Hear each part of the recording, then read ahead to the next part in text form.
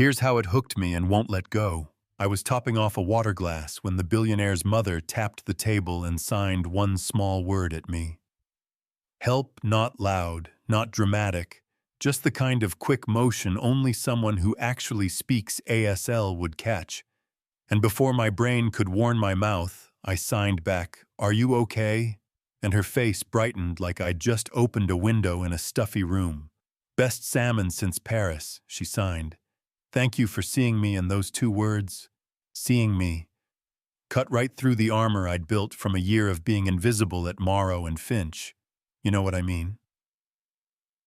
I'd perfected quiet, black apron hair, pinned voice softer than ice hitting a rocks glass, sell steak and status ride the late train, count tips on the second floor over a laundromat. Repeat that night, the room kept humming, the sax kept crooning.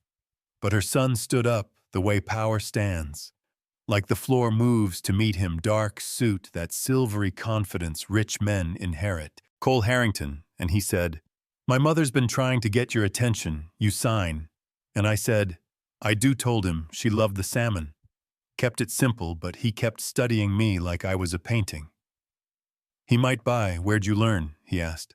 I said, "Volunteering school," he said, "Northwestern."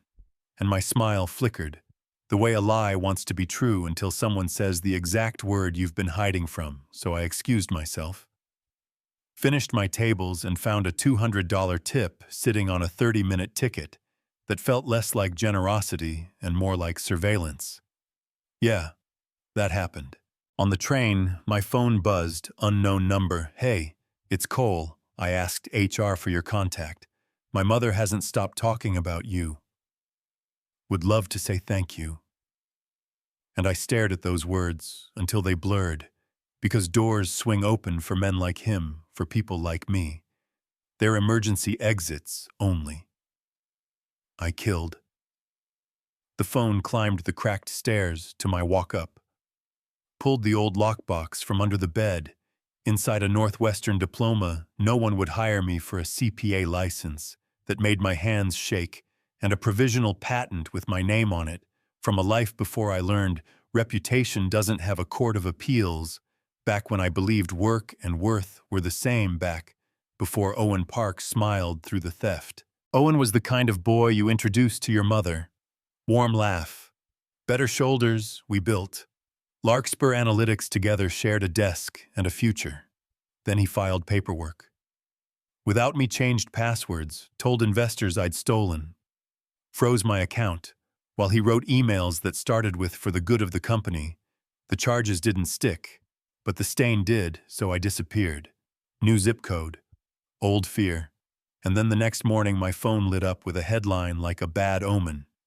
Helix Capital Owen's new banner announces exploratory partnership with Harrington Development. And the coffee in my hand went cold, even though the pot was still sputtering, because if they were courting a deal, my quiet life wasn't quiet anymore. I texted Cole, the thing I didn't want to text. "We can talk lunch somewhere public." He sent the steps at Deering on Northwestern's campus, like fate had a sense of humor. I wore the one nice dress I hadn't sold, and flats with an honest scuff. He was already there with 2 coffees, hair softer in daylight, less empire and more man trying to unclench his thoughts. "Where'd you learn to sign?" he asked. I told him about my deaf cousin and the pantry on the west side, where charades couldn't carry a grocery list. We sat in the buzz of campus, and I told him the shape of the fall, not the bathroom floor part, not the way my chest got small, when my own people couldn't afford to believe me loudly, just dates and numbers and how quickly trust becomes a weapon. He listened without arranging his face to look like listening. Then he pulled out his phone and said, "I'm going to call him who?" I said, even though I knew Owen on speaker clean lines. He said, "Walk away if you want." And before I decided, he hit dial. The voice that answered was as familiar as my own, cheerful and polished. Cole said, "Met someone who says you know each other from school. Lily Rivera, quant risk models." And the silence on the other end was surgical. Then Owen came back, smooth. Name doesn't ring a bell, lots of teams, I laughed. Couldn't help it.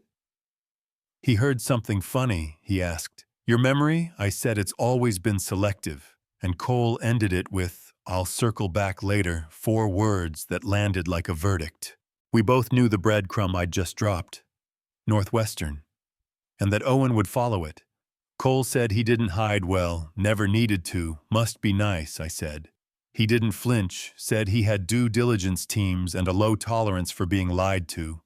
Let me dig one condition, I said. If I'm wrong, you tell me to my face. Deal, he said. Steady handshake. Not crushing, not performative, just human. And I walked out into a city that suddenly looked like it was watching me.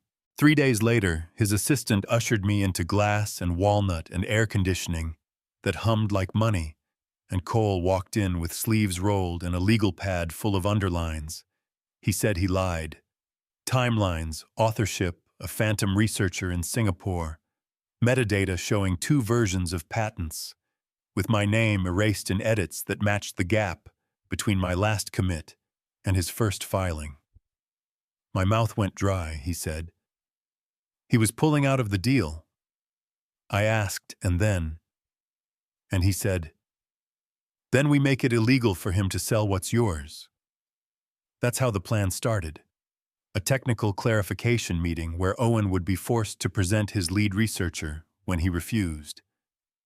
We'd make it the condition for moving forward, and I would walk in as Dr. Rivera, independent consultant, retained to verify the chain of invention. He'll recognize me, I said. Good, Cole said. Let him make the first mistake with his face. The day of the marble lobby at Helix made me feel 12. Cole handed me a coffee like it was our ritual and said, you belong here. Not because of me, because of what you built. And we rode up past framed headlines that told someone else's story using my sentences. The door opened on a conference room where Owen stood at the head of the table ready to perform authority. He saw me, and for a second, his eyes were just human. Shock, calculation, fear. Then the smile clicked back on Dr. Rivera, he said smoothly. Pleasure, I said. Tell me about your MIT. PhD, is he joining us from Singapore or teleporting in, Cole? Coughed into his fist to hide a laugh. Owen said the man was hands-on, I said. Great, then we'll start with raw repository logs, commit hashes, author signatures, device IDs, plus original provisional patent drafts with metadata. And the room went still. His lawyer finally moved like furniture, coming to life. That level of disclosure isn't customary at this stage. Cole leaned back. Neither is inventing a scientist, long pause. Everybody choosing who they are. Owen tried for the old, soft voice. Lily, can we speak privately? No, I said, almost kindly. But you can speak honestly. He turned to Cole, disgruntled former employee looking for a payout. Former partner, I said. Co-founder. Co-inventor, former fiancé. If you want the full glossary, that one landed like a slap. He hadn't planned for. I slid a tablet across the table. Here are the originals of my notes, with third-party timestamps and your emails asking me to explain math. You later took credit for, here's your amended patent, with my name removed using the same editor on the same machine. And here's a photo from the Larkspur launch, in case your memory still wants to be creative. He didn't touch the tablet. He looked at Cole. You're going to blow up $1 billion deal over a story, with receipts, Cole said. Yes, the lawyer suggested. Cooling off, Cole stood. The deal is off now, and counsel.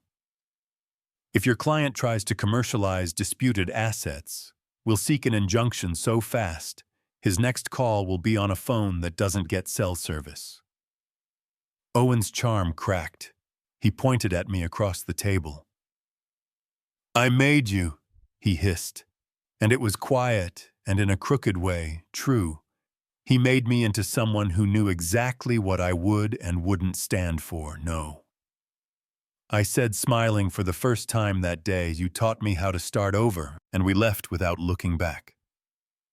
The months that followed were a blur with clean edges, filings stacked like bricks, media spin that went from confident to clumsy to silent. An investigator who'd been sitting on sealed complaints finally went public. Owen pled to a basket of white-collar charges. The judge split the difference, sometimes suspended if he paid restitution, and taught 500 hours of financial literacy to kids who deserved better teachers than that. People were furious. People were relieved. Honestly, I was both. Cole asked me what justice would have looked like, and I told him the truth, a time machine. Meanwhile, real life kept getting real. His mom, Elaine, became my friend. We FaceTimed in messy little boxes and signed across bad connections. I started showing up to deaf coffee nights again, helped a sixth grader write her speech about why captions should be on by default, slept through the night. Sometimes Cole and I tried dating like adults who have been burned do. Slow, fast, step back, step forward. Kindness becoming a habit we didn't want to quit.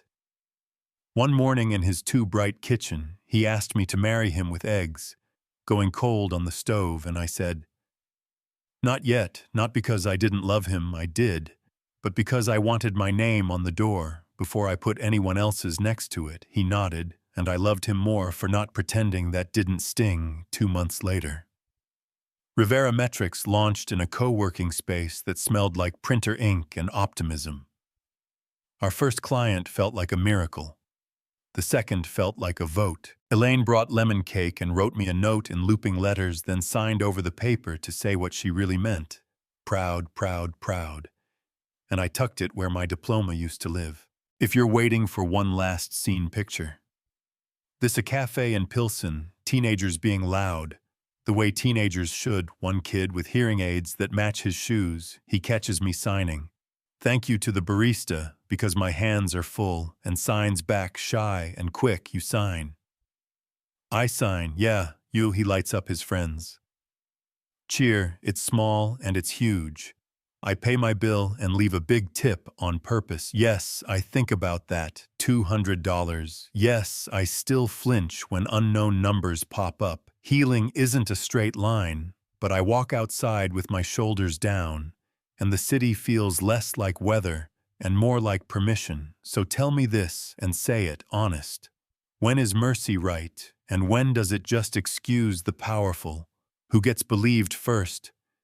The guy with the firm handshake or the woman with the receipts? Should the judge have locked him up or made him fix what he broke out, where the whole block could watch and be real? If I hadn't signed to his mother that night, if I'd stayed invisible, would any of this have happened? Drop your take in the comments. Argue with me if you need to share the time you were ignored until one person truly listened. And if you want more messy, complicated human stories like this, hit subscribe. Send this to the friend who still thinks captions are optional, and tell me where you're watching from. I'll be here next week, maybe sooner. The next chapter's already tapping the table.